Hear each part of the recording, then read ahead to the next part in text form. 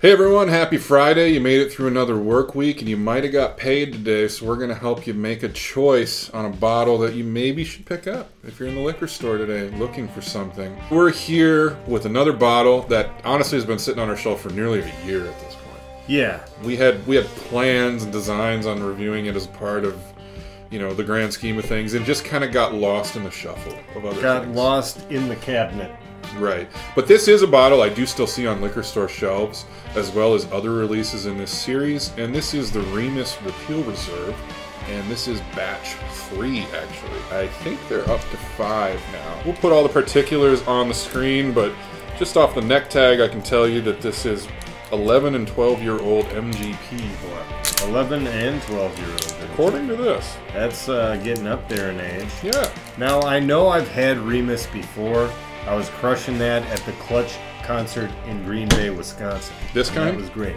Yeah. Okay. They had this behind the bar. Neck tag on here, and I had to give it a little once over to see what we're dealing with. I actually like this. This might be my favorite neck tag I've ever seen.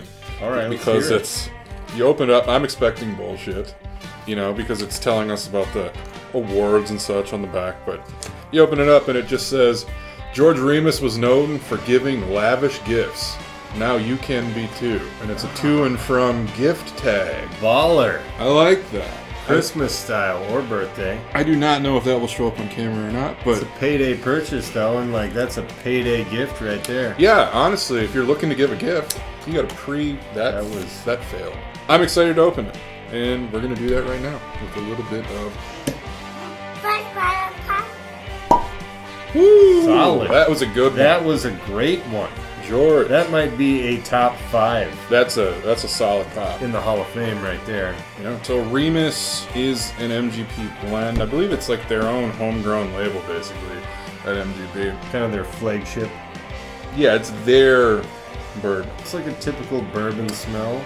Yeah, nothing really remarkable jumping out to me. A lot of corn, a little bit of that bitter oakiness, I guess, towards the finish of the smell. I'm looking for a proof, just for reference. Be legendary, sip responsibly. Thanks, George. Oh, it's the biggest numbers on the whole bottle. 100 proof, 50% alcohol. Okay, so they must have done some sort of watering down. And they give you the blend info on the front here. Got 12% 2007 bourbon, a 78% 2008 bourbon, and a 10% 2008 bourbon. All with a pretty high rye content too. So it should have a little bit of spiciness. Looking for a little spice from George. Yeah, nose-wise, I'm not really, nothing remarkable. Pretty down the middle. I like it. Pretty down the middle. I'm cool with it. Typical bourbon. Yeah, you know. That's what I mean by like down the middle. Nothing's jumping out crazy. Your typical bourbon of like the corn, maybe a little bit of caramel, a little bit of that like astringent alcohol. Perhaps a little bit of rye. You know, you're going to get some grain in there. Clink him a drink. Ooh, that was a great one. That was a top 5 clink right there, too. George is bringing the noise. Oh, I'm back at Clutch. I just bumped into that lady again. She just gave me that attitude. This is pretty nice. Light caramel kind of thing, basically. The thing that's jumping out to me is I feel like it's got a good tingle, that 100 proof. Maybe like a light sweetness of fruit.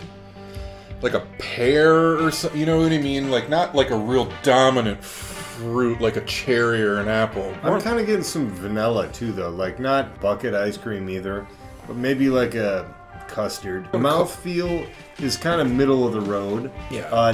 Not thick but not watery. You know, it's pretty drinkable. It comes in at 100 proof, so it's great for all types of occasions. Yeah, it's not like crazy hot.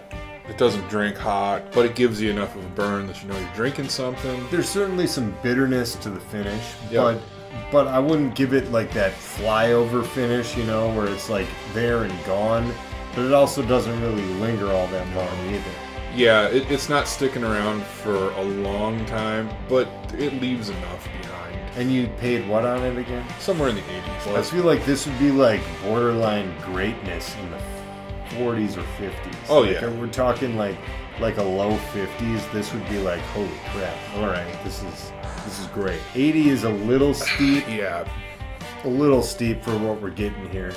You know, like I'm talking, it's not quite like premium bourbon that we're drinking, but it's above average. It's one that I'd like to try again, obviously. Try some of the newer batches. Batch 5, I'd go for that. But it is, you know, a payday purchase, I guess. Do you want to pay that much for a very standard bourbon flavor?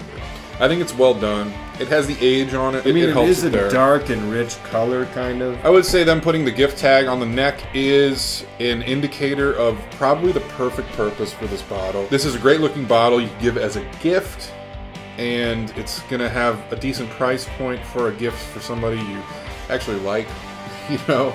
But it's also a pretty typical bourbon flavor, to where if they're not like a big bourbon drinker, they're gonna be like, oh, this is good.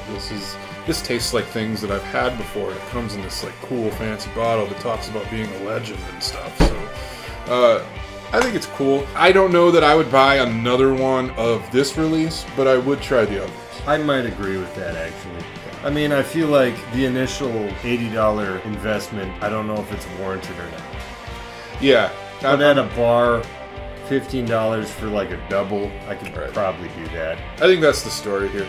Fantastic gift bottle, and I think they knew that going into it. This is a cool bottle to give to someone. It's a cool bottle to drink. If you've had it, let us know. Are we way off base here, or do you like it? Hit the like on the video, subscribe to the channel. This is the second episode of a new series we're doing here on Fridays to help you get your payday purchase in line. Fresh Bottle Fridays. Thanks everybody for tuning in.